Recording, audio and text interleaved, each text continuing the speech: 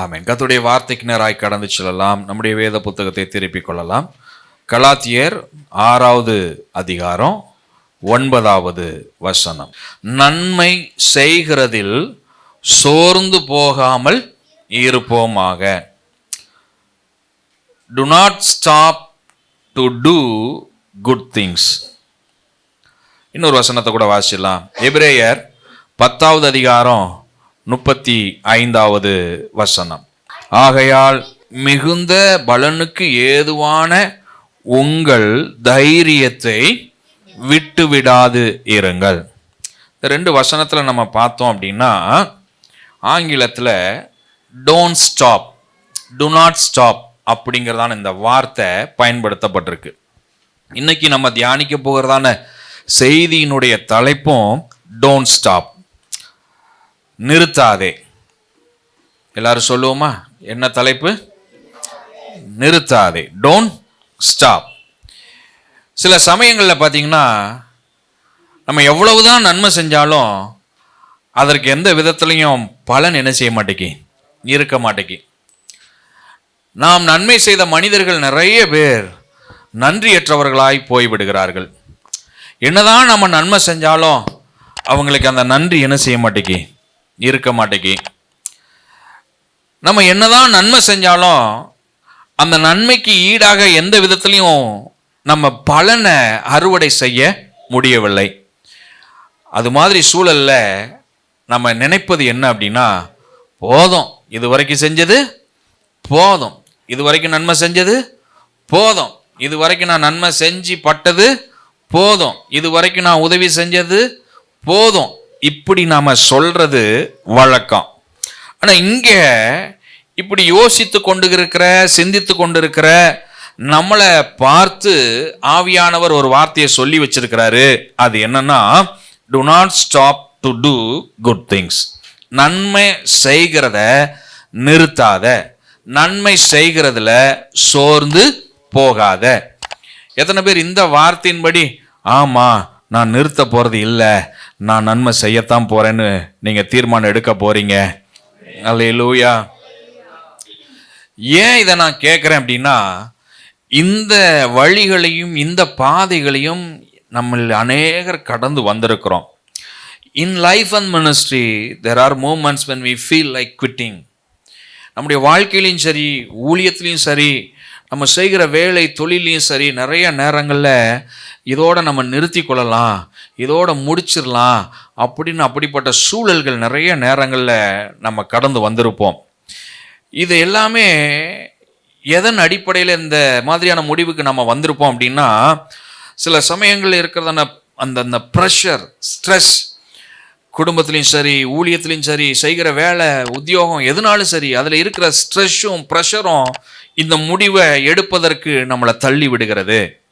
சில சமயங்களில் பலன், நம்ம அதில் எந்த பலனையும் பார்க்காததுனால அந்த முடிவுக்கு என்ன செஞ்சிடறோம், தள்ளப்படுகிறோம். போதும், இது வரைக்கும் நம்ம செய்ததெல்லாம் அப்படிங்கிற முடிவுக்கு தள்ளப்படுறோம். சில சமயங்களில் தாமதங்கள் இருக்கு. தாமதங்களை பார்த்த உடனே நம்ம அந்த முடிவுக்கு வந்துடுறோம், குவிட் பண்ணிடலாம். நம்ம போராடி பார்க்குறோம், ட்ரை பண்ணி பார்க்குறோம், முடியல, ஸோ லெட்ஸ் குவிட். நம்ம என்ன செஞ்சிடலாம், இதோட நிறுத்தி விடலாம் அப்படின்னு நினைக்கிறோம். சில சமயங்களில் டிஸ்கரேஜ்மெண்ட், நம்ம சந்திக்கிறதான டிஸ்கரேஜ்மெண்ட்ஸ் இருக்கு பாருங்க, அதை நம்ம சந்திக்கும் போது நம்ம இதோட எல்லாத்தையும் என்ன செஞ்சிடலாம், குவிட் பண்ணிடலாம் அப்படிங்கிற முடிவுக்கு நம்ம தள்ளப்படுகிறோம்.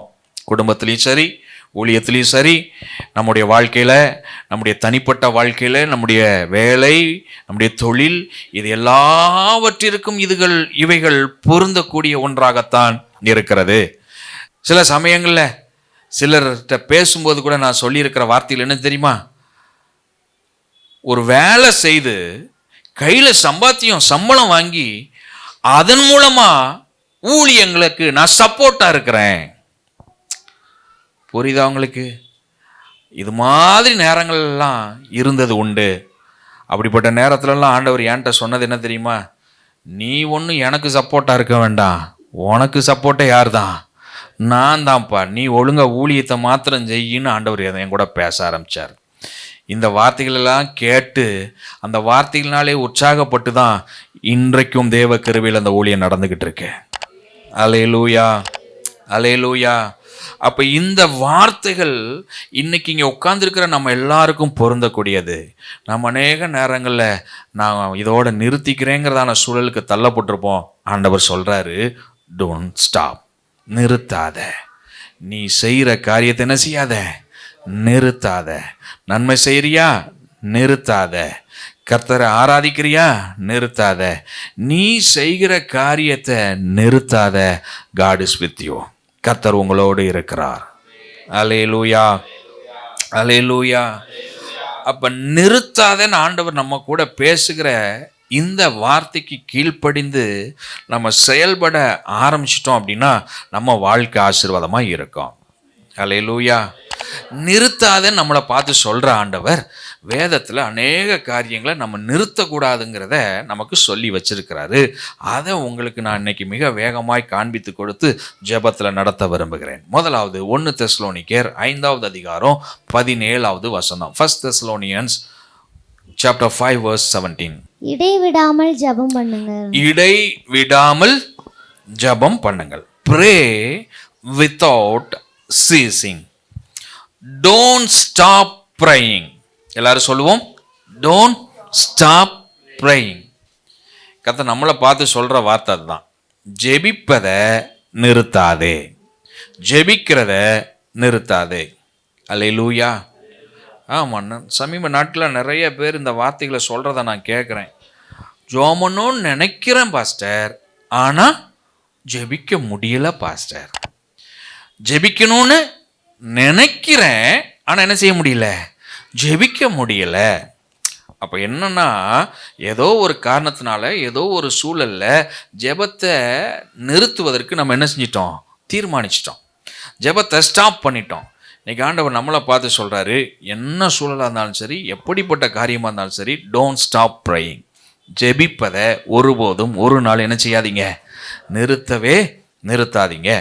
கடினமான பாதைகளை கடந்து போகும்போது சில சமயம் ஜெபிக்கணுங்கிறதே நமக்கு என்ன செய்யாது, தோணாது. கஷ்டமான சூழலில் ஜெபிக்கணும்னு என்ன செய்யாது, தோணாது. அது மாதிரி சூழல் எனக்கும் உண்டு. அது மாதிரி சூழல்லாம் உங்கள் ஊழியக்காரனாகிய நான் செய்கிற காரியம் என்ன தெரியுமா, பேசாமல் ஒரு ஓரத்தில் போய் உட்காந்து என்ன வார்த்தையும் சொல்லாமல் ஒரே ஒரு வார்த்தை மாத்திரம், ஸ்தோத்திரம் ஸ்தோத்திரம் ஸ்தோத்திரம் ஸ்தோத்திரம் ஸ்தோத்திரம், அவ்வளவுதான். ஸ்தோத்திரம் மாத்திரம்தான். ஏன்னா என்ன சொல்லி ஜெபிக்கணும் கூட சில சமயங்கள் என்ன செய்யாது, தெரியாது. எப்படி ஜெபிக்கணும்னு கூட என்ன செய்யாது, தெரியாது. நம்ம சிந்தையில் ஓடுகிற காரியங்கள் ஏராளம் இருக்கும். நம்ம என்ன ஓட்டங்களில் நிறைய ஓடிக்கிட்டு இருக்கோம்.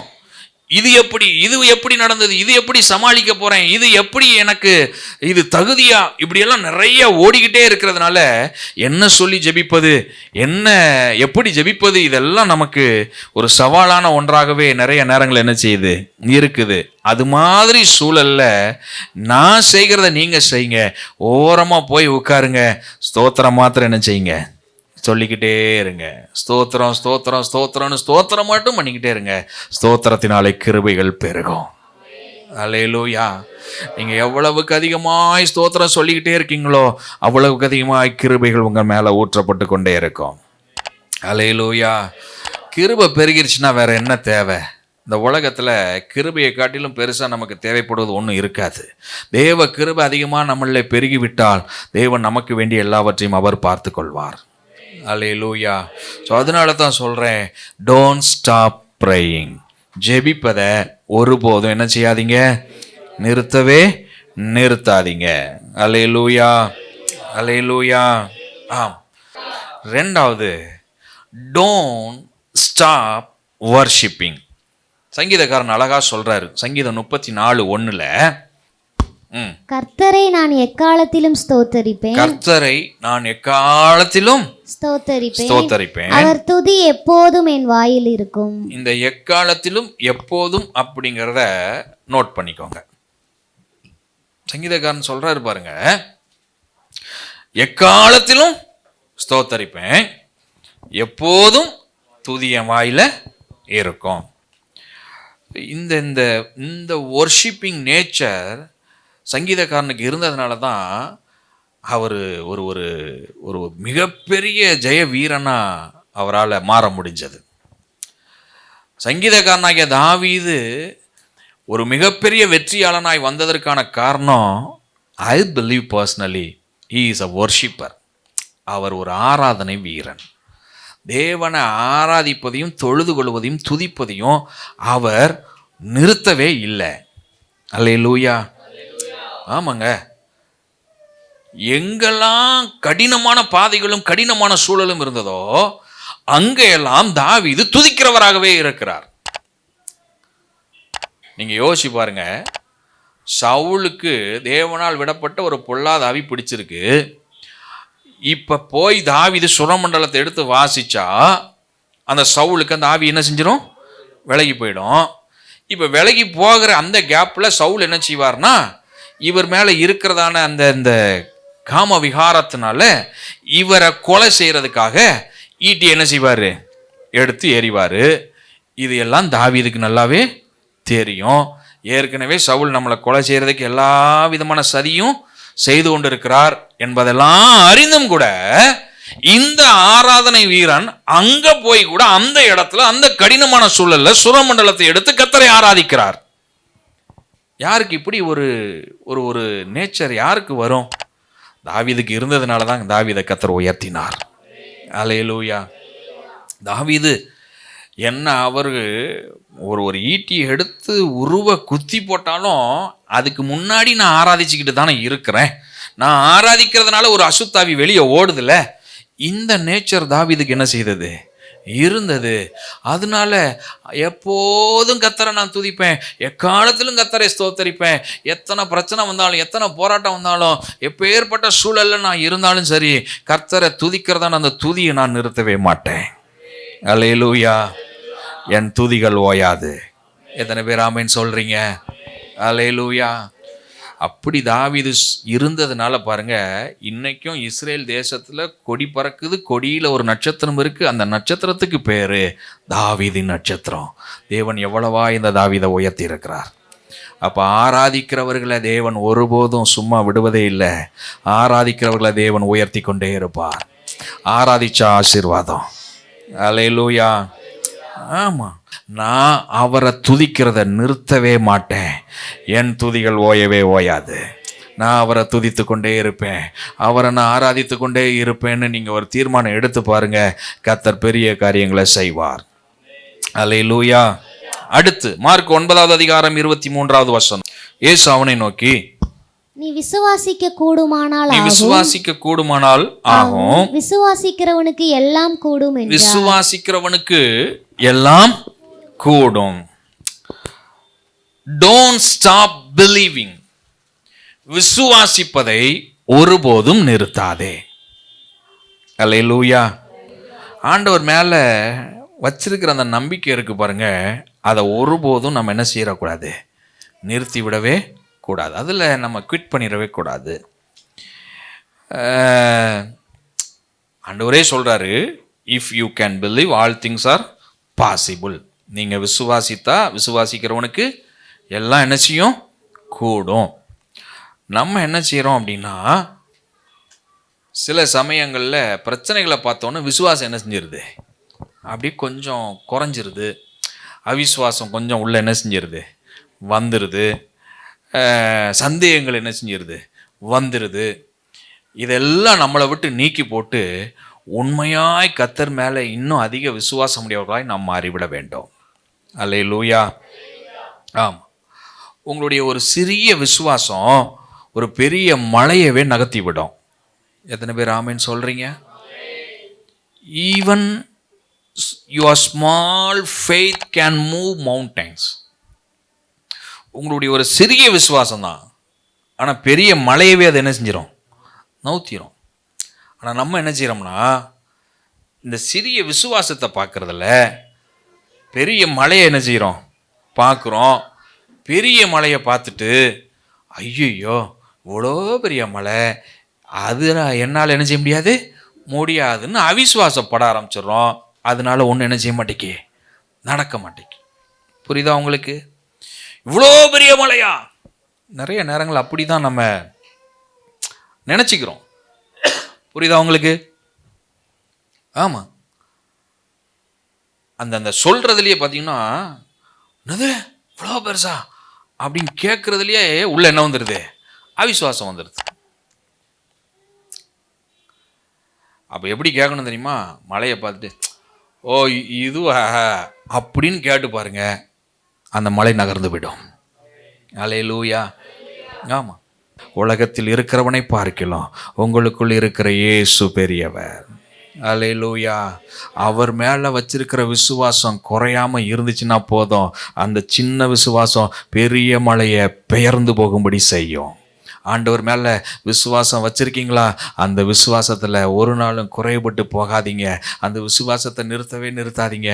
இன்னும் அதிகமாக விசுவாசம் வச்சு பாருங்க, அந்த விசுவாசம் பெரிய காரியங்களை செய்யும். அல்லேலூயா, அல்லேலூயா. இன்னும் ஒரே ஒரு காரியத்தை சொல்லி ஜெபத்தில் நடத்த விரும்புகிறேன். லூக்கா 6வது அதிகாரம் 38வது வசனம். கொடுங்கள், அப்பொழுது உங்களுக்கும் கொடுக்கப்படும். அமுக்கி குலுக்கி சரிந்து விழும்படி நன்றாய் அளந்து உங்கள் மடியிலே போடுவார்கள். நீங்கள் எந்த அளவினால் அளக்கிறீர்களோ அந்த அளவினால் உங்களுக்கும் அளக்கப்படும் என்றார். Don't stop giving. கொடுப்பதை ஒருபோதும் நிறுத்தாதீர்கள். அல்லேலூயா. ஆமாம். ஜெபிக்கிறத நிறுத்தாதீங்க, ஆராதிக்கிறத நிறுத்தாதீங்க, கர்த்தர் மேலே நம்பிக்கை வைத்திருப்பதை நிறுத்தாதீங்க. அதே போல் கர்த்தருக்கு கொடுப்பதையும் என்ன செய்யாதீங்க? நிறுத்தாதீங்க. அல்லேலூயா. நம்ம ஆண்டவருடைய லாஜிக்கு என்னன்னு தெரியுமா? கொடுக்கறதுல தான். கொடுக்க கொடுக்க அவர் நம்மளை ஆசீர்வதிச்சுக்கிட்டே இருப்பார். அல்லேலூயா. ஆமாம். நீங்கள் எந்த அளவினால் அளக்கிறீர்களோ அந்த அளவினால் அவர் உங்களுக்கு என்ன செய்கிறாரு? அளக்கிறார். நீங்கள் அதிகமாக கர்த்தருக்கு கொடுக்க ஆரம்பிச்சிங்கன்னா அதிகமாக கர்த்தரும் கொடுத்து ஆசீர்வதிக்கிறார். வானத்தின் பலகணிகளை திறந்து இடங்கொள்ளாமல் போக மட்டும் உங்களை ஆசீர்வதிப்பேனோ இல்லையோ என்று நீங்கள் என்ன செய்யுங்க? சோதித்து சவால் விடுறாரு. கிவிங்கில் நம்ம ஆண்டவர் என்ன செய்கிறாரு? சவால் விடுகிறார். நான் உங்களை ஆசீர்வதிப்பேனா இல்லையாங்கிறத நீ கொடுத்து டெஸ்ட் பண்ணிப்பாரு அப்படின்னு அவர் சவால் விடுகிறார். ஸோ அப்போ கர்த்தருக்கு கொடுக்கிறத ஒரு நாளும் நம்ம நிறுத்தவே கூடாது. அல்லேலூயா. God blesses a cheerful giver. உற்சாகமாய் கொடுக்கிறவர்களை தேவன் ஆசீர்வதிக்கிறார். அல்லேலூயா. ஆமாம். Your giving opens door for provisions.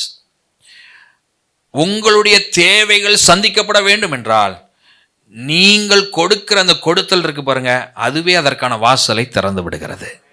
அல்லேலூயா. ஆமாம். அப்போ தேவையை சொல்லி சொல்லி சொல்லி நம்ம புலம்பிக்கிட்டே இருக்கிறத விட தேவைகளின் மத்தியில் கர்த்தருக்கு கொடுக்க ஆரம்பிச்சிட்டா அந்த தேவையை சந்திப்பதற்கான வாசலை தேவன் திறந்து விடுகிறார். அல்லேலூயா. நிறைய ஊழியர்கள் கொடுக்கறத பற்றி பேசாதீங்க, பேசிட்டா அவ்வளவுதான் அப்படிலாம் சொல்கிறாங்க. நான் அவங்களுக்கு சொல்கிற ஆலோசனை என்ன தெரியுமா? கொடுக்கறத பற்றி நான் பேசலைன்னா கர்த்தர் என்கிட்ட கணக்கு கேட்பார். ஏன்னா அவருடைய லாஜிக்கே என்னது? கொடுக்கறதுனால தான் ஆசீர்வாதம். அப்போ நான் விசுவாசிகளுக்கு கொடுக்கறத பற்றி சொல்லி கொடுக்காம அவங்க ஆசீர்வதிக்கப்படுவதற்கு நானே என்னவாயிடுறேன்? தடையாக மாறிடுறேன். அப்போ I have to teach them to give God. நான் அவர்கள் கர்த்தருக்கு கொடுப்பதற்கு அவங்களுக்கு என்ன செய்யணும்? போதிக்கணும். ஆனால் ஆண்டவர் இன்னைக்கு நம்மோடு கூட பேசுகிறாரு, அதையெல்லாம் பார்க்காதீங்க. when you give to God. நீங்கள் கொடுக்குறீங்கன்னா ஒன்றை மாத்திரம் நினச்சிக்கோங்க, அது கர்த்தருக்கு தான் என்ன செய்கிறோம்? கொடுக்குறோம். அதனால மற்ற எதை பற்றியும் யோசிக்காமல் கர்த்தருக்கு கொடுக்கறதுல நம்ம தொடர்ந்து நிறுத்தாமல் செய்து கொண்டே இருப்போமானால் கர்த்தர் நம்மளை ஆசீர்வதிக்கிறத நிறுத்தவே மாட்டார், ஆசீர்வதித்து கொண்டே இருப்பார். அல்லேலூயா.